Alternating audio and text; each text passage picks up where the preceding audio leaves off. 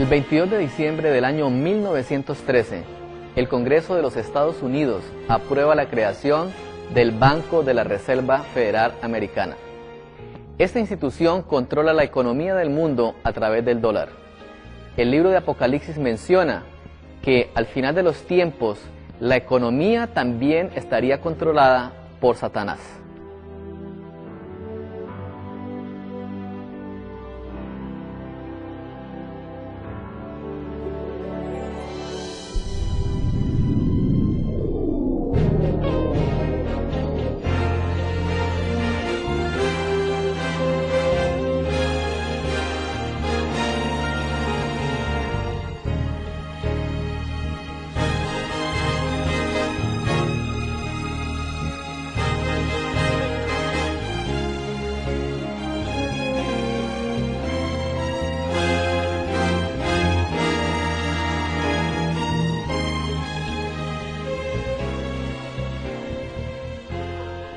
El libro de Santiago menciona, en el capítulo 5, algunos de los castigos que vendrán sobre los ricos en los últimos días. Al respecto, la Escritura dice lo siguiente, a partir del versículo 1. Vamos ahora, ricos, llorad y aullad por las miserias que os vendrán, pues vuestras riquezas están podridas y vuestras ropas están comidas de polilla. Vuestro oro y vuestra plata están enmohecidos, y su moho testificará contra vosotros, y devorará del todo vuestras carnes como fuego. Habéis acumulado tesoros para los días postreros. He aquí, clama el jornal de los obreros que han cosechado vuestras tierras, el cual por engaño no les ha sido pagado por vosotros, y los clamores de los que habían cegado han entrado en los oídos del Señor. Habéis vivido en deleites sobre la tierra, y sido disolutos, habéis engordado vuestros corazones como en día de matanza. Habéis condenado y dado muerto al justo, y él no os hace resistencia. La Sagrada Escritura nos enseña que antes del regreso de Cristo a esta tierra, también el sistema económico del mundo será afectado. El libro de Apocalipsis, en el capítulo 13, menciona que no solamente habrá un conflicto en lo político y en lo religioso, sino que también Satanás durante muchos años ha venido preparando un plan maestro para apoderarse de la economía del mundo. Es por esto que el libro de Apocalipsis menciona que cuando la imagen de la bestia se levante, va a impedir que cualquier persona pueda comprar o vender si no hace parte del sistema que se instaurará como un gobierno mundial. También el libro de Apocalipsis nos dice que ese misterioso sistema tendría un número conocido como el número 666 y que el sistema recibiría un nombre y ese nombre es conocido como Babilonia. En Apocalipsis, el capítulo 17, cuando uno de los ángeles llega a explicar la visión, dice que la mujer que representa este sistema tiene un nombre gigante en su frente, y ese nombre es el nombre de Babilonia. La Escritura quiere darnos a conocer que las mismas costumbres que originaron el sistema pagano en la antigüedad serían las mismas costumbres para estos últimos días. Examinaremos entonces el origen de Babilonia. En Génesis, el capítulo 10, la Sagrada Escritura enseña quién fue el primer hombre poderoso que hubo en la tierra. Al respecto, dice lo siguiente. Génesis capítulo 10, versículo 8. Y Cus engendró a Nimrod, quien llegó a ser el primer poderoso en la tierra. Este fue vigoroso cazador en contra del Señor, por lo cual se dice, así como Nimrod, vigoroso cazador en contra del Señor. Notemos que Nimrod fue el primer hombre poderoso que hubo en la tierra. Se menciona en especial dos imperios que llegaron a ser grandes imperios, como fue el imperio de Babilonia, que aquí se llama Babel, y también el imperio de Asiria, cuya capital más adelante fue Nínive. Este hombre tenía una característica muy especial. Era un gran cazador. Y aparte de eso, conglomeró al mundo de aquel tiempo para que construyeran una ciudad. Y no solamente una ciudad, sino una torre. En el libro de Génesis, en el capítulo 11, está registrada una historia muy interesante que se conoce como la historia de Babel. En aquel tiempo los hombres se unieron en un solo bloque con el fin de ir en contra de los propósitos de Dios. En los trabajos completos de Flavio Josefo, en la página 30 en inglés, este historiador menciona lo siguiente acerca de Nimrod. Fue Nimrod quien los indujo a semejante confrontación y rebelión contra Dios. Él fue el nieto de Can, el hijo de Noé, intrépido y con mucha fuerza en su mano. Él les persuadió que no era por los medios de Dios que ellos podían tener felicidad, sino por el valor de ellos mismos. También cambió el sistema de gobierno gradualmente hasta convertirlo en una tiranía, al ver que la única manera de separar a los hombres del temor de Dios era tenerlos en constante dependencia de su propio poder. También decía que él se vengaría de Dios si hacía otro diluvio. Por eso construyó una torre tan alta que las aguas no pudieran cubrir y que se vengaría de Dios por haber destruido a sus antepasados. Ahora, las multitudes estaban bien preparadas para seguir la determinación de Nimrod y estimar como signo de cobardía el someterse a Dios. Y construyeron una torre sin escatimar esfuerzo y sin negligencia en el trabajo. Por razón de la multitud de manos empleadas, esta torre creció a gran altura, más rápido de lo que cualquiera podía esperar. Pero el grosor de ella era tan grande y era de una construcción tan fuerte a la vista, no parecía tan alta como realmente era. Nimrod comandó la unión del mundo en contra del Señor. En el libro de Génesis, en el capítulo 11, la Escritura corrobora este relato que hace Flavio Josefo.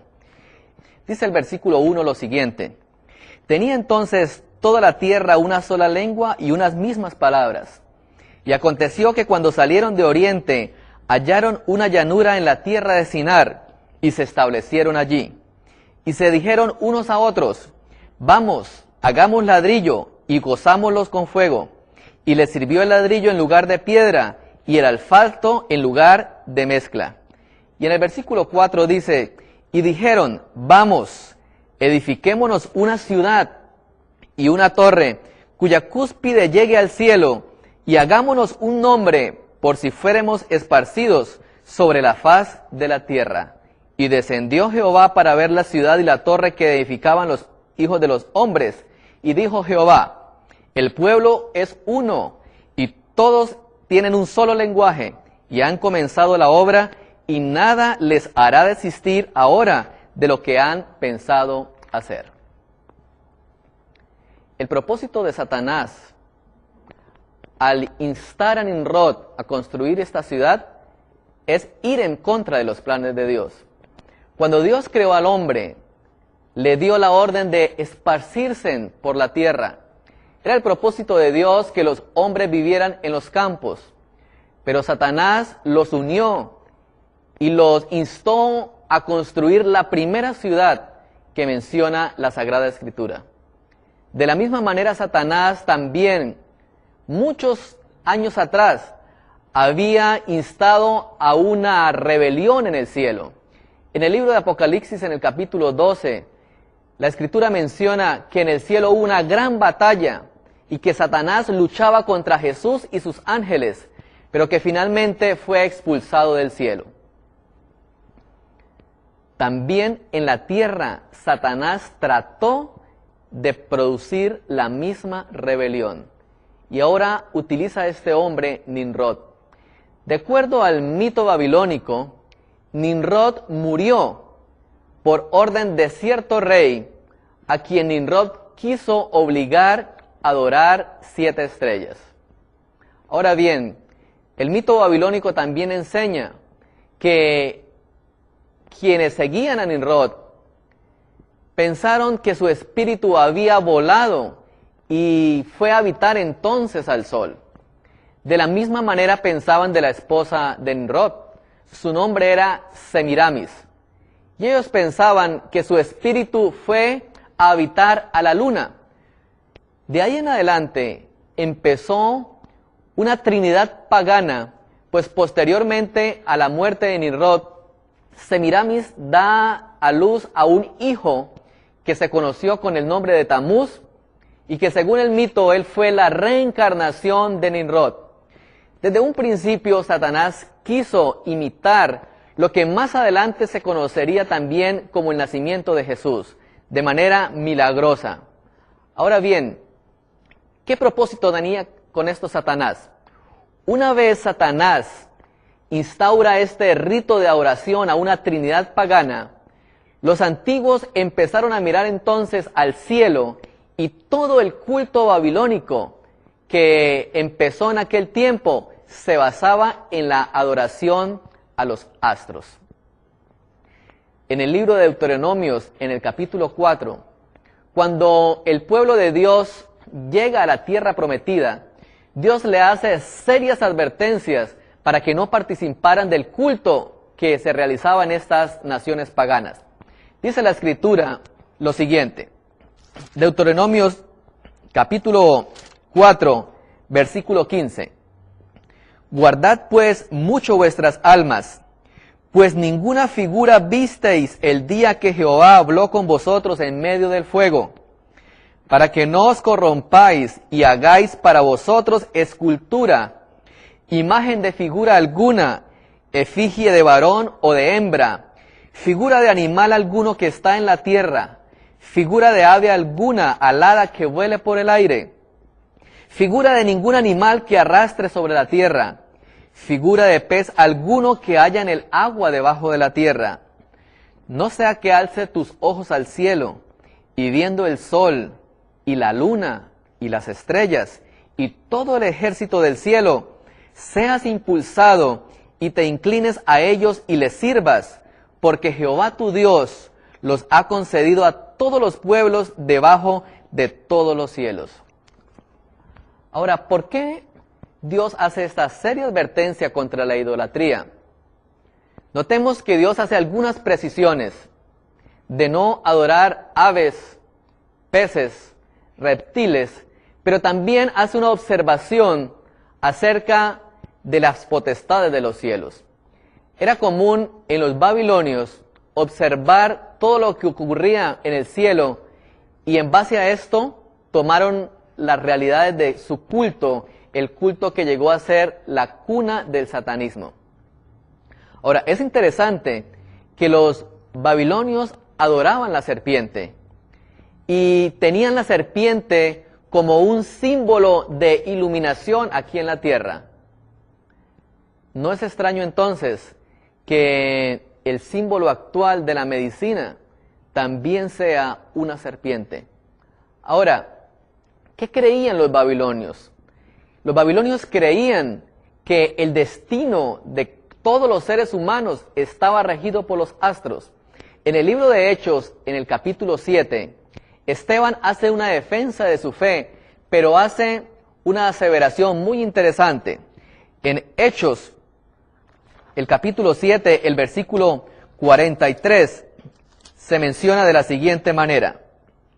Antes bien, llevasteis el tabernáculo de Moloc y la estrella de vuestro dios Renfán, figura que os hicisteis para adorarlas, os transportaré pues más allá de Babilonia. Y en el libro de Isaías, en el capítulo 47, un capítulo titulado Juicios contra Babilonia, el versículo 13 dice de la siguiente forma: Te has fatigado en tus muchos consejos.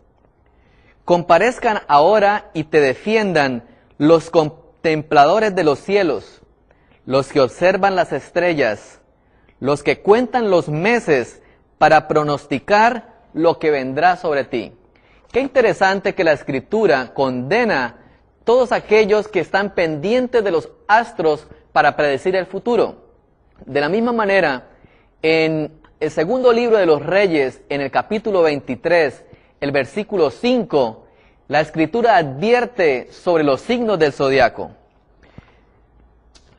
La palabra de Dios dice: entonces mandó el rey al sumo sacerdote Hilcías y a los sacerdotes de algún otro orden y a los guardianes de la puerta que sacasen del templo de Jehová todos los utensilios que habían sido hechos para Baal, para Acera y para todo el ejército de los cielos.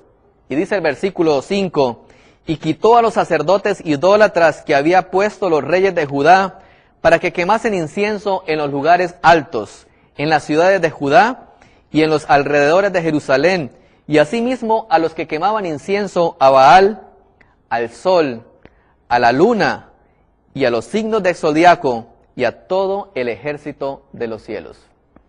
No sé si alguna vez habíamos escuchado que la Escritura habla acerca de los signos del zodiaco. Fíjense, no es solamente en este tiempo que los hombres tratan de saber algo acerca del futuro. Ya desde los tiempos bíblicos Dios había advertido sobre esta idolatría. No solamente las naciones paganas llegaron a caer en este culto, que la Biblia menciona como Baal. Era el mismo Nimrod, que en las diferentes culturas tomó un nombre diferente. En Nínive era conocido como Ninus. En Egipto era conocido como Osiris. Y así en las diferentes culturas tomó un nombre diferente, al igual que Semiramis. En Babilonia esta mujer era conocida como Istar. En los hebreos fue conocida como Astarot. Y en muchas otras culturas tomó nombres diferentes, pero fue conocida de una forma muy particular. Se le llamaba la Reina del Cielo. En el libro de Jeremías, en el capítulo 7, el versículo 18, el profeta nos advierte acerca de este culto. Dice el profeta en el versículo 18, los hijos recogen la leña, los padres encienden el fuego y las mujeres amasan la masa para hacer tortas a la Reina del Cielo y para hacer ofrendas a dioses ajenos para provocarme a ira. El profeta nos informa acerca de un culto que se rendía a una mujer y que era conocido como el culto a la Reina del Cielo. Ahora también la mitología cuenta de que Tamuz posteriormente también fue llevado a la muerte y que de ahí en adelante empezó un culto rendido a Tamuz por su muerte y todas las mujeres lloraban a Tamuz. En el libro de Ezequiel, en el capítulo 8, se menciona este culto que también llegó a ser practicado por los hebreos. Pero ¿qué se hacía en esta clase de cultos? En el libro de Salmos, en el capítulo 106, vamos a encontrar que no solamente las naciones paganas lo hicieron, sino también lo hizo el pueblo de Israel. El capítulo 106, el versículo 28 dice de la siguiente forma: se unieron a sí mismo en Baal Peor, hablando de Israel, y comieron los sacrificios de los muertos, provocaron la ira de Dios contra sus obras, y se desarrolló la mortandad entre ellos. El versículo 37 dice, sacrificaron sus hijos y sus hijas, que ofrecieron en sacrificio a los ídolos de Canaán, y la tierra fue contaminada con su sangre. Se contaminaron así con sus obras y se prostituyeron con sus hechos.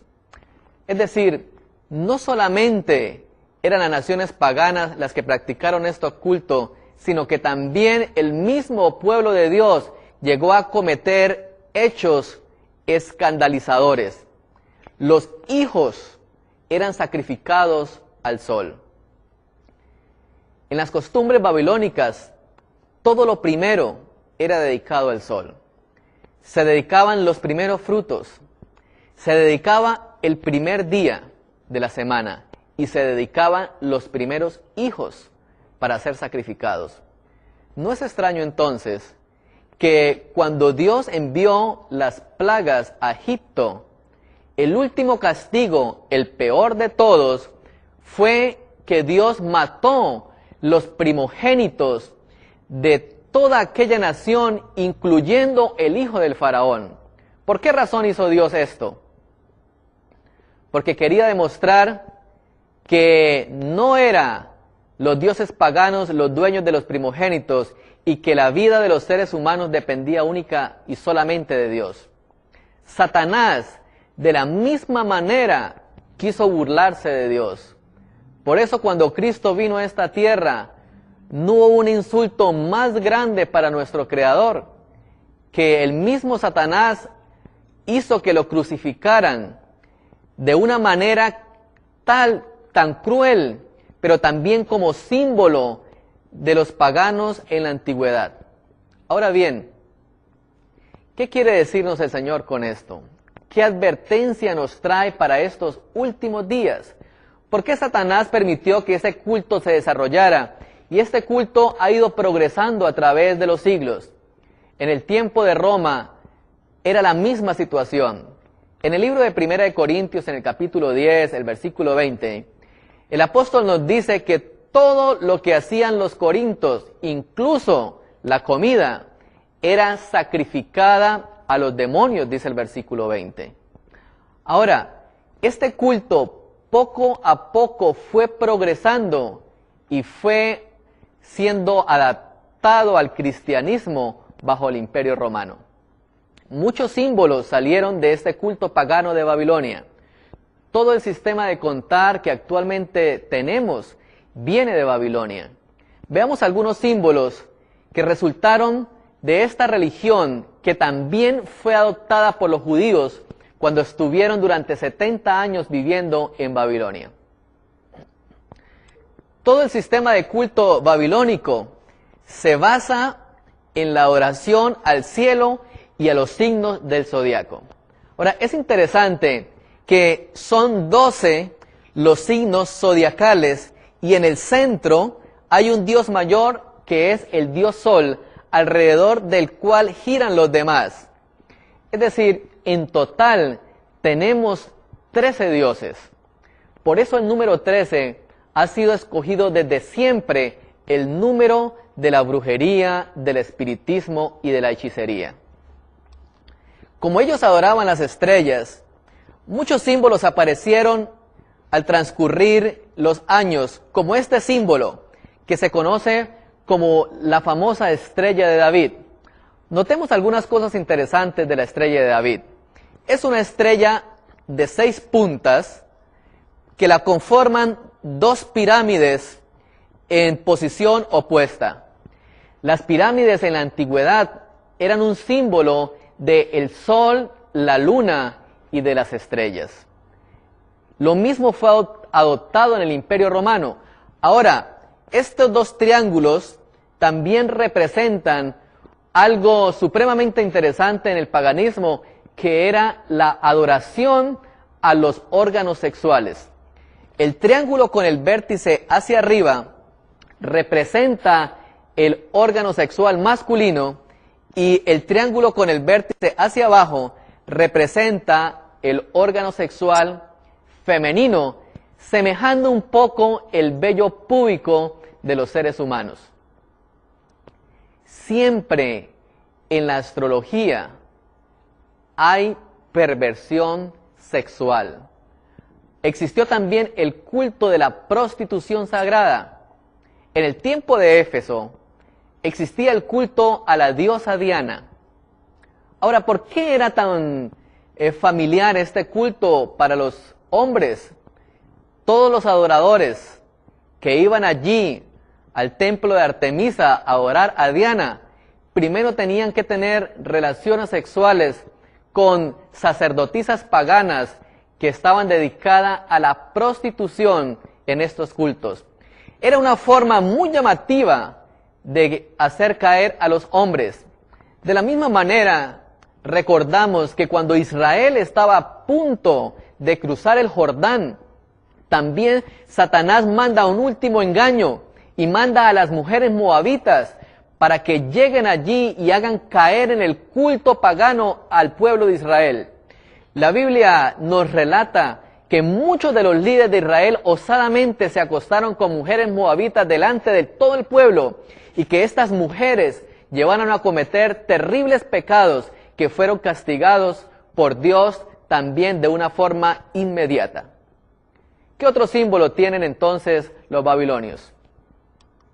Vemos ahora otro símbolo que es conocido como el pentagrama o la estrella de 5 puntas. Sin embargo, en este tipo de religiones, la estrella de 5 puntas tiene 2 formas de presentación. La primera de ellas es la punta hacia arriba. Este símbolo representa a la magia blanca y toma la forma de un hombre con los brazos extendidos, de tal manera que nos hacen creer que la magia blanca es una magia buena. Y el otro símbolo, aún más pagano, es la estrella de 2 puntas hacia arriba, semejando la imagen de un chivo que también en las mitologías antiguas representa a Satanás. Muchas veces también Satanás era representado en las antiguas culturas como un toro. De ahí la idea de que Satanás tiene cachos y tiene cola semejante a un toro. Si nosotros notamos la estrella de 5 puntas, en su centro hay un corte. Al hacerlo, representa una figura geométrica que es conocida como un pentágono. Y esto es importante tenerlo en cuenta para lo que hablaremos más adelante. Los babilonios también inventaron una tabla en donde colocaron los números del 1 hasta el 36. ¿Por qué colocaron los números del 1 hasta el 36? En la carta astral, donde estaban los 12 signos del zodiaco, los babilonios dibujaron una casa para cada uno de esos signos zodiacales. Es decir, en total serían 12 casas. Pero dentro de cada una de esas casas hicieron 3 habitaciones. Es decir, tendríamos en total 36 habitaciones en un círculo. Cada 10 grados correspondía a una habitación. No es extraño entonces que también en nuestro sistema de contar un círculo tenga 360 grados. El reloj que hoy tenemos todos viene del sistema de contar babilónico. De igual manera, el número 12 fue un número muy importante en Babilonia. Todo nuestro sistema de contar mantiene las mismas medidas babilónicas. La docena tiene 12 unidades. Un pie tiene 12 pulgadas. Las cartas que utilizan los brujos para leer el futuro tienen 52 cartas, de la misma manera que el año tiene 52 semanas. ¿Y cómo distribuyeron los babilonios estos números del 1 hasta el 36? Lo hicieron de la siguiente forma. Dispusieron los números de tal manera que era un cuadrado de 6 por 6. Es decir, en total eran 36 casillas. Colocaron allí los números desde el 1 hasta el 36, de tal forma que por la línea que se sumen los números siempre da 111. Como son 6 casillas, el total sería 666. Por eso este misterioso número está reportado en la Sagrada Escritura como un número enigmático. ¿Qué más representaba este número?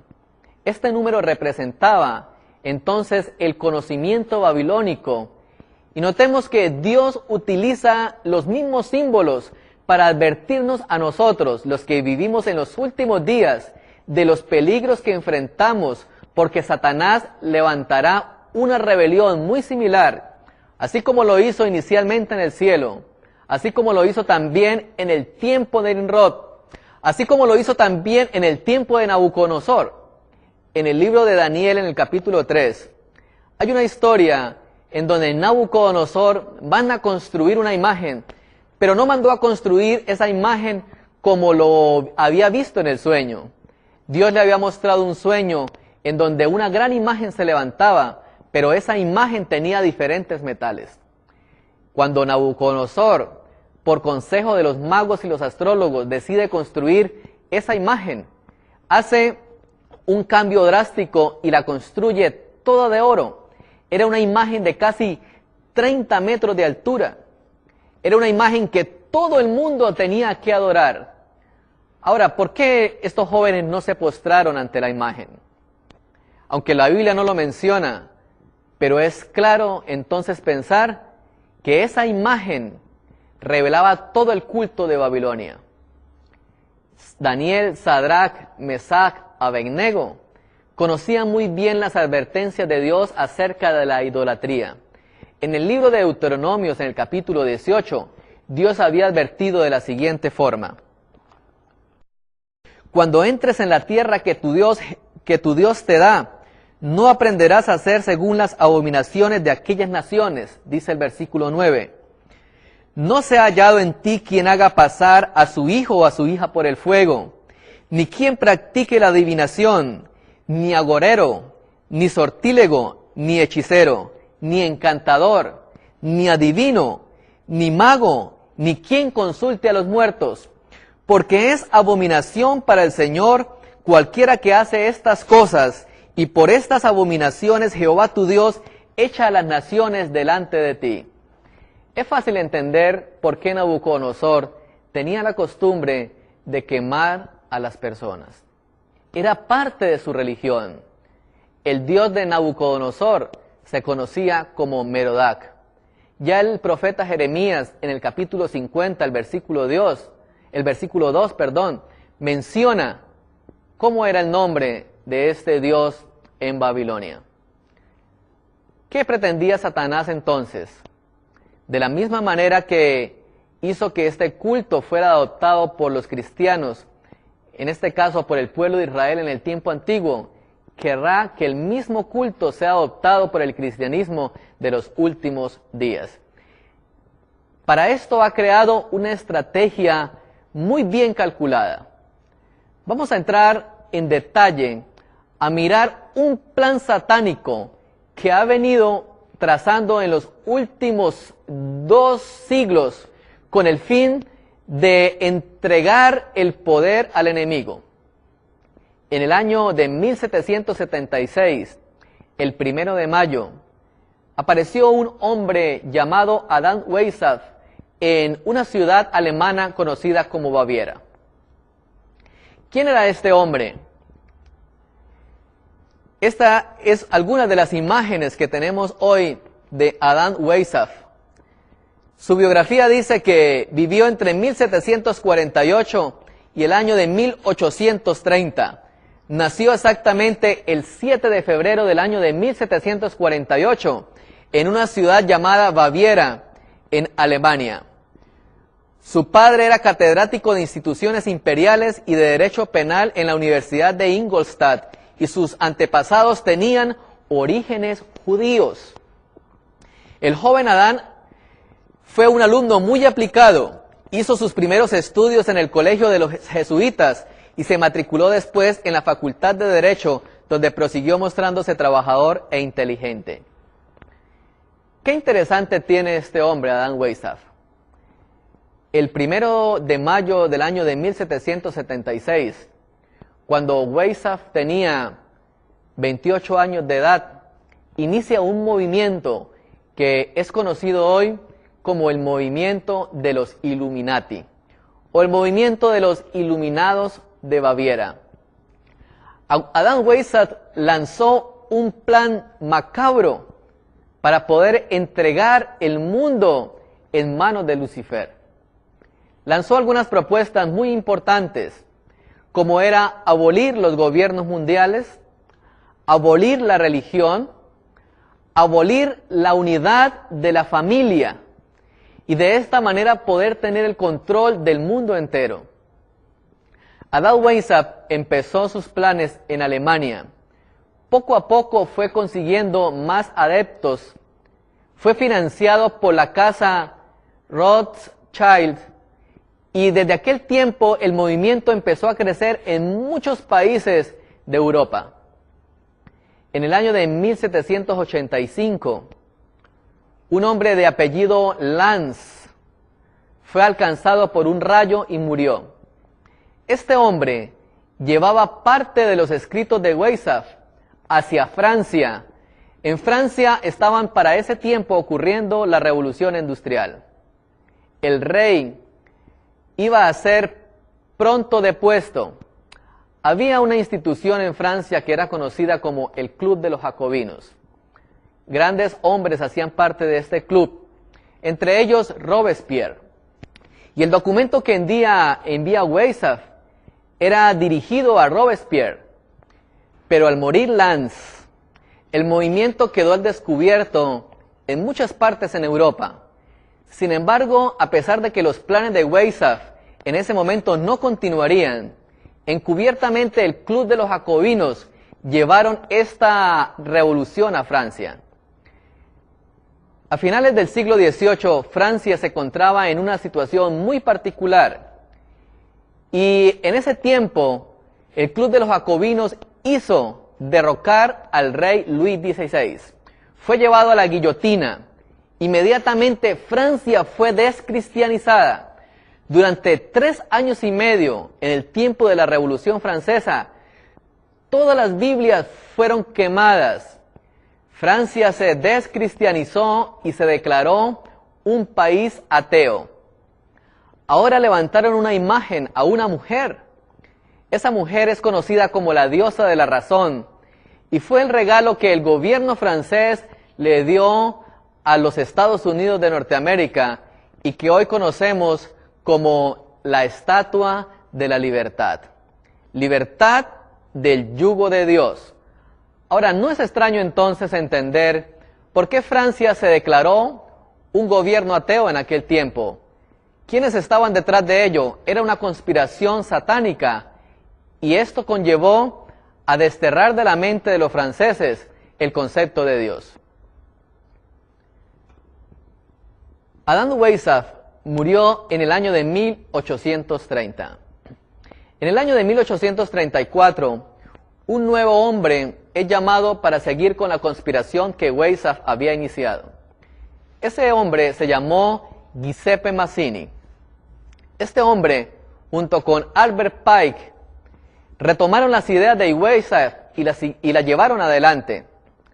Para aquel tiempo, en Alemania, el movimiento de Weishaupt tomó el nombre de la Liga del Justo.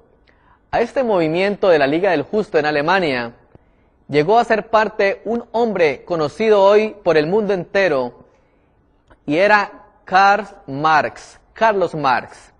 Este hombre, junto con Engels, en el año de 1842, le piden actualizar los escritos de Weishaupt. En el año de 1848, el mundo conoce entonces una declaración similar a la de Weishaupt, pero ahora era conocida como el Manifiesto Comunista. Más adelante, en 1890, entra a formar parte de este movimiento otro gran hombre que se conoció como Vladimir Ilich Ulyanov, conocido también como Nicolás Lenin. Y Lenin lleva adelante una revolución similar a la que ocurrió en el tiempo de la Revolución Francesa. En el año de 1917 ocurre una revolución conocida como la Revolución Bolchevique, que da origen a la Unión Soviética. Ese año es de mucho interés en las profecías bíblicas. Pero el plan de Weishaupt tendría que avanzar. Ahora no solamente Europa tenía que ser adoptada por este plan, sino que también debían trasladarse a los Estados Unidos de Norteamérica. Por eso llega a los Estados Unidos de Norteamérica un hombre llamado Chief.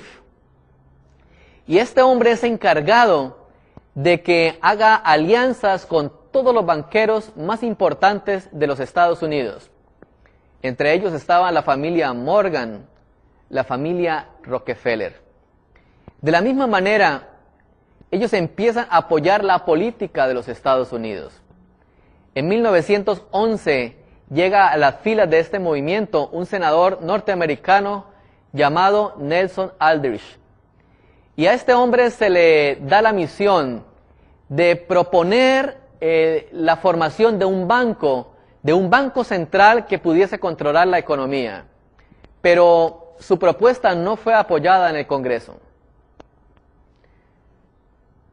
Por esto el movimiento entonces decide que la única forma de poder llevar a cabo sus propósitos era llegar a influir sobre la presidencia de los Estados Unidos de Norteamérica.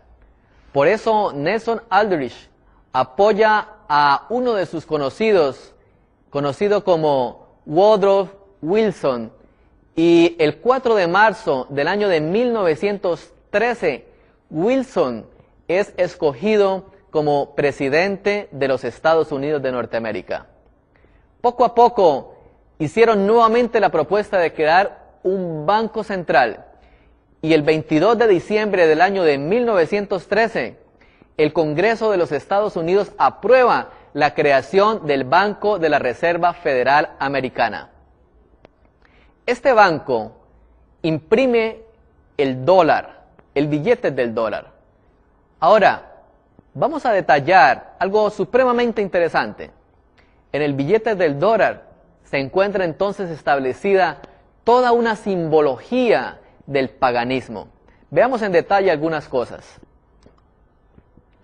Esta es la parte posterior de un billete de $1. Hacia un lado hay la imagen de una pirámide que vamos a ampliar un poco en detalle. Esta imagen contiene algunos símbolos del paganismo que había sido adoptado en el tiempo de Babilonia. Lo primero que notamos nosotros es una pirámide que en su vértice contiene un ojo que era conocido como el ojo que todo lo ve y era símbolo de los iluminados y de Satanás. En la base de la pirámide se encuentran las inscripciones en romanos de una fecha. Esa fecha es el año 1776, el año en que Weizsäcker empezó su movimiento. A muchos americanos se les ha hecho creer que esa fecha de 1776 hace referencia a la independencia de los Estados Unidos de Norteamérica el 4 de julio, pero no. El billete del dólar tiene toda la simbología del paganismo. ¿Qué más encontramos en esta primera parte? Encontramos una insignia en latín que dice de la siguiente forma: Novus Ordum Seclorum, es decir, el nuevo orden de las edades o el nuevo orden mundial. ¿Desde cuándo se imprime el billete del dólar? Se imprime desde hace cerca de 100 años. Y notemos que desde ese tiempo ya se tenía en el pensamiento la creación de un nuevo ordenamiento mundial. Todo lo que hay aquí contiene el número 13. La pirámide, por ejemplo, tiene 13 hileras de ladrillos. En la parte superior hay una inscripción que dice Annuit Coeptis. Esta inscripción contiene 13 letras. Algo más interesante aquí. Las letras finales de cada uno de las palabras que hay en esta primera parte del billete del dólar, al cruzarlas, forma una estrella de 6 puntas que era conocido como el hexagrama y que es un símbolo satánico dentro del paganismo. La otra parte del billete de $1 se encuentra un águila. En los mitos babilónicos, el águila era conocida como el ave fénix, especialmente en los indios americanos. Muchos animales fueron conocidos como el ave fénix. Para los babilonios específicamente fue el pavo real, En Egipto era la garza, pero en los indios americanos el ave fénix, es decir, el ave que llevaba el espíritu de los dioses, era el águila. Por eso el águila es instaurada ahora aquí en el billete del dólar. Esta águila contiene algunos símbolos especiales. En una de sus patas tiene una hoja de oliva, y esa hojita de oliva, o ese ramo de olivas, perdón, tiene 13 hojas. Y si somos detallistas, esa misma rama de oliva tiene olivas y tiene 13 olivas. También hay un escudo que tiene rayas claras y rayas oscuras. En total son 13 rayas. En la otra pata, el águila contiene 13 flechas. También hay encima del águila una corona que está conformada también por 13 estrellas, pero esas 13 estrellas también están conformando un hexagrama, es decir, una estrella más grande que es una estrella de 6 puntas. Qué interesante que el país que controla la economía del mundo, que el país que de acuerdo a Apocalipsis, el capítulo 13, es el país que va a gobernar sobre el mundo, desde sus mismos comienzos, fue infiltrado por el paganismo, fue infiltrado por la religión que Satanás ha tenido durante la existencia de los seres humanos en esta tierra. Ahora, hay algo más interesante. Hoy en día la economía del mundo, con el fin de ser un poco más organizada, ha ideado un sistema de control en los productos que se denomina la codificación internacional de los productos. Ese código es conocido como el código de barras, y el código de barras contiene la misma estructura satánica que Satanás quiso tener en la economía al final de los tiempos. El código de barras tiene una estructura muy interesante. 13 números siempre componen el código de barras.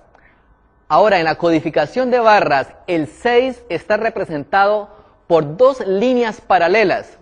Estas 2 líneas paralelas siempre aparecen en todos los productos. Al comienzo, también aparece en la mitad y también aparecen al final. Las 2 líneas paralelas en la codificación de barras representan el número 6. Por eso esta codificación es conocida como la codificación 666. Muchos piensan hoy entre los cristianos que esto es el cumplimiento de Apocalipsis 13, pero ha sido uno de los engaños del enemigo en los últimos días para distraer la mente de muchos cristianos y olvidarse de los mandamientos de Dios.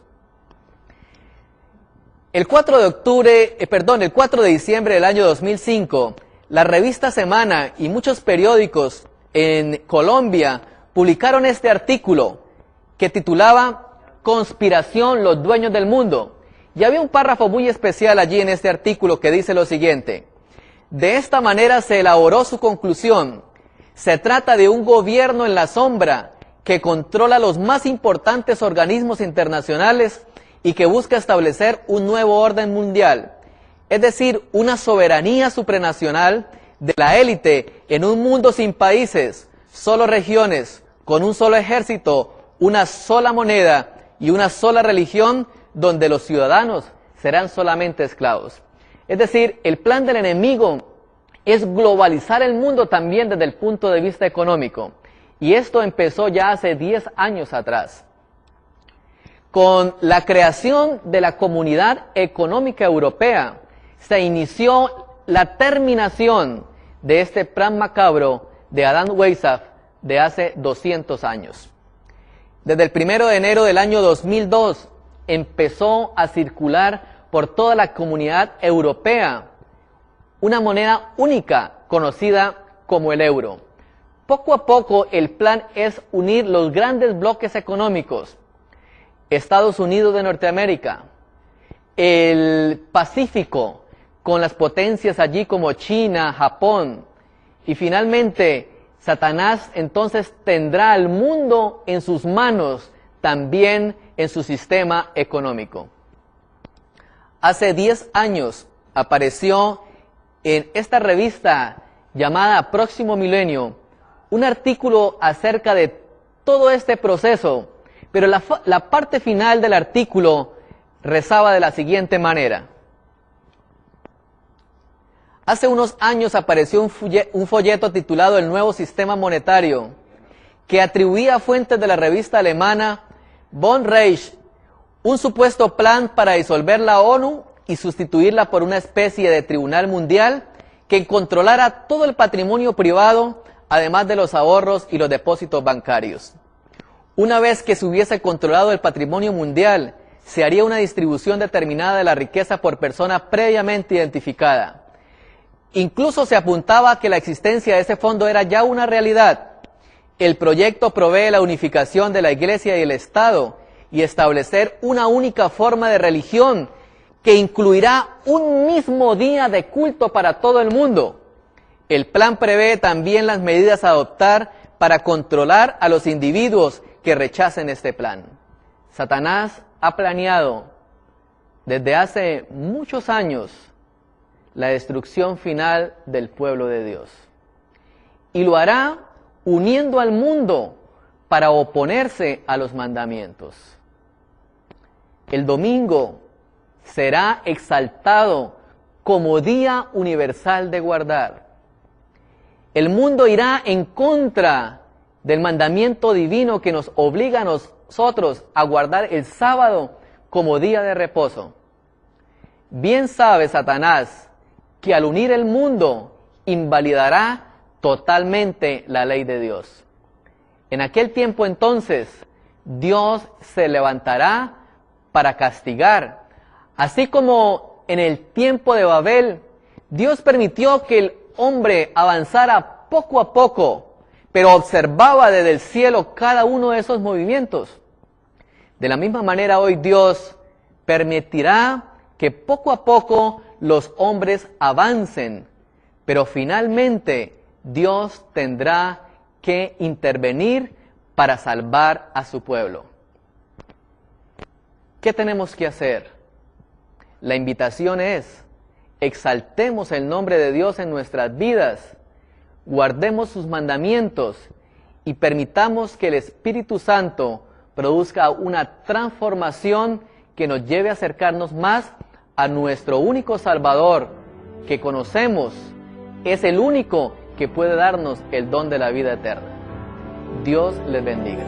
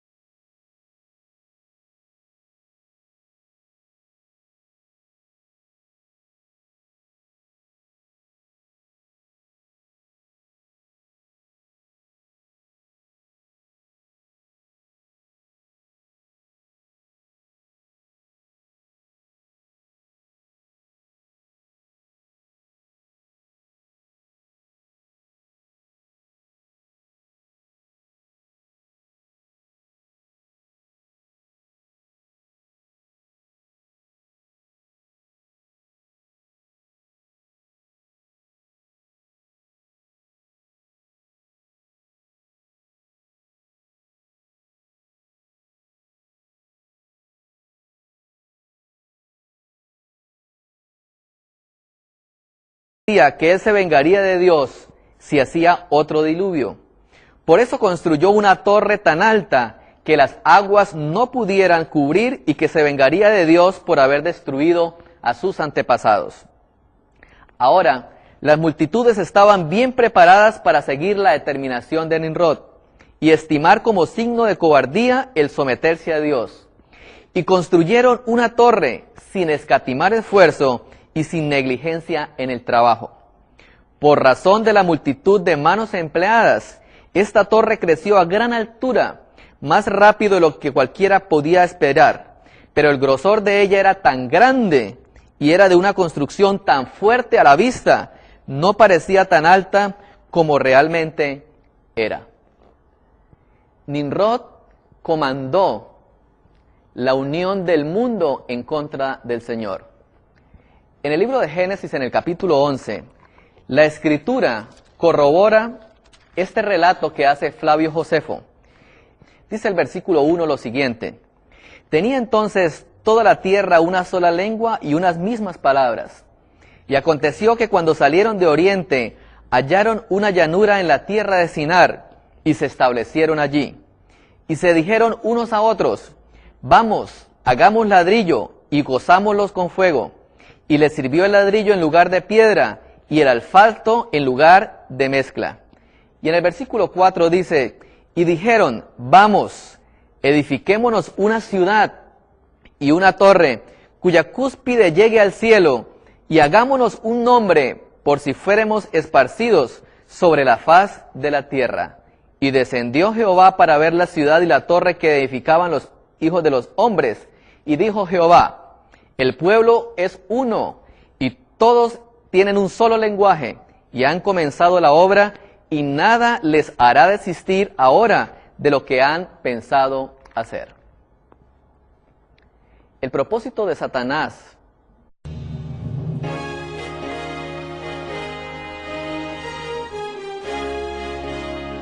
el 22 de diciembre del año 1913, el Congreso de los Estados Unidos aprueba la creación del Banco de la Reserva Federal Americana. Esta institución controla la economía del mundo a través del dólar. El libro de Apocalipsis menciona que al final de los tiempos, la economía también estaría controlada por Satanás.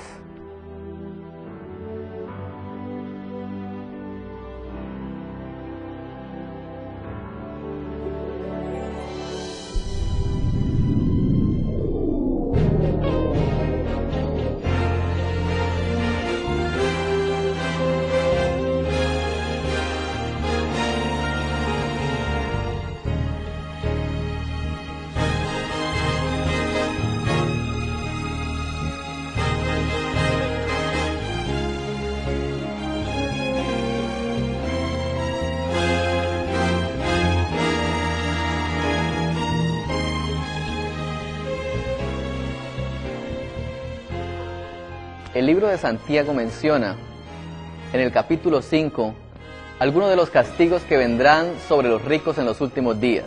Al respecto, la Escritura dice lo siguiente, a partir del versículo 1. Vamos ahora, ricos, llorad y aullad por las miserias que os vendrán, pues vuestras riquezas están podridas y vuestras ropas están comidas de polilla. Vuestro oro y vuestra plata están enmohecidos, y su moho testificará contra vosotros, y devorará del todo vuestras carnes como fuego. Habéis acumulado tesoros para los días postreros. He aquí, clama el jornal de los obreros que han cosechado vuestras tierras, el cual por engaño no les ha sido pagado por vosotros, y los clamores de los que habían cegado han entrado en los oídos del Señor. Habéis vivido en deleites sobre la tierra, y sido disolutos, habéis engordado vuestros corazones como en día de matanza. Habéis condenado y dado muerto al justo, y él no os hace resistencia. La Sagrada Escritura nos enseña que antes del regreso de Cristo a esta tierra, también el sistema económico del mundo será afectado. El libro de Apocalipsis, en el capítulo 13, menciona que no solamente habrá un conflicto en lo político y en lo religioso, sino que también Satanás durante muchos años ha venido preparando un plan maestro para apoderarse de la economía del mundo. Es por esto que el libro de Apocalipsis menciona que cuando la imagen de la bestia se levante, va a impedir que cualquier persona pueda comprar o vender si no hace parte del sistema que se instaurará como un gobierno mundial. También el libro de Apocalipsis nos dice que ese misterioso sistema tendría un número conocido como el número 666 y que el sistema recibiría un nombre y ese nombre es conocido como Babilonia. En Apocalipsis, el capítulo 17, cuando uno de los ángeles llega a explicar la visión, dice que la mujer que representa este sistema tiene un nombre gigante en su frente, y ese nombre es el nombre de Babilonia. La Escritura quiere darnos a conocer que las mismas costumbres que originaron el sistema pagano en la antigüedad serían las mismas costumbres para estos últimos días. Examinaremos entonces el origen de Babilonia. En Génesis, el capítulo 10, la Sagrada Escritura enseña quién fue el primer hombre poderoso que hubo en la tierra. Al respecto, dice lo siguiente. Génesis capítulo 10, versículo 8. Y Cus engendró a Nimrod, quien llegó a ser el primer poderoso en la tierra. Este fue vigoroso cazador en contra del Señor, por lo cual se dice, así como Nimrod, vigoroso cazador en contra del Señor. Notemos que Nimrod fue el primer hombre poderoso que hubo en la tierra. Se menciona en especial dos imperios que llegaron a ser grandes imperios, como fue el imperio de Babilonia, que aquí se llama Babel, y también el imperio de Asiria, cuya capital más adelante fue Nínive. Este hombre tenía una característica muy especial. Era un gran cazador. Y aparte de eso, conglomeró al mundo de aquel tiempo para que construyeran una ciudad. Y no solamente una ciudad, sino una torre. En el libro de Génesis, en el capítulo 11, está registrada una historia muy interesante que se conoce como la historia de Babel. En aquel tiempo los hombres se unieron en un solo bloque con el fin de ir en contra de los propósitos de Dios. En los trabajos completos de Flavio Josefo, en la página 30 en inglés, este historiador menciona lo siguiente acerca de Nimrod. Fue Nimrod quien los indujo a semejante confrontación y rebelión contra Dios. Él fue el nieto de Can, el hijo de Noé, intrépido y con mucha fuerza en su mano. Él les persuadió que no era por los medios de Dios que ellos podían tener felicidad, sino por el valor de ellos mismos. También cambió el sistema de gobierno gradualmente hasta convertirlo en una tiranía, al ver que la única manera de separar a los hombres del temor de Dios era tenerlos en constante dependencia de su propio poder. También decía, al instar a Nimrod a construir esta ciudad, es ir en contra de los planes de Dios. Cuando Dios creó al hombre, le dio la orden de esparcirse por la tierra. Era el propósito de Dios que los hombres vivieran en los campos, pero Satanás los unió y los instó a construir la primera ciudad que menciona la Sagrada Escritura. De la misma manera, Satanás también, muchos años atrás, había instado a una rebelión en el cielo. En el libro de Apocalipsis, en el capítulo 12, la Escritura menciona que en el cielo hubo una gran batalla y que Satanás luchaba contra Jesús y sus ángeles, pero que finalmente fue expulsado del cielo. También en la tierra, Satanás trató de producir la misma rebelión. Y ahora utiliza a este hombre, Nimrod. De acuerdo al mito babilónico, Nimrod murió por orden de cierto rey a quien Nimrod quiso obligar a adorar 7 estrellas. Ahora bien, el mito babilónico también enseña que quienes seguían a Nimrod pensaron que su espíritu había volado y fue a habitar entonces al sol. De la misma manera pensaban de la esposa de Nimrod. Su nombre era Semiramis. Y ellos pensaban que su espíritu fue a habitar a la luna. De ahí en adelante empezó una trinidad pagana, pues posteriormente a la muerte de Nimrod, Semiramis da a luz a un hijo que se conoció con el nombre de Tamuz y que según el mito él fue la reencarnación de Nimrod. Desde un principio Satanás quiso imitar lo que más adelante se conocería también como el nacimiento de Jesús, de manera milagrosa.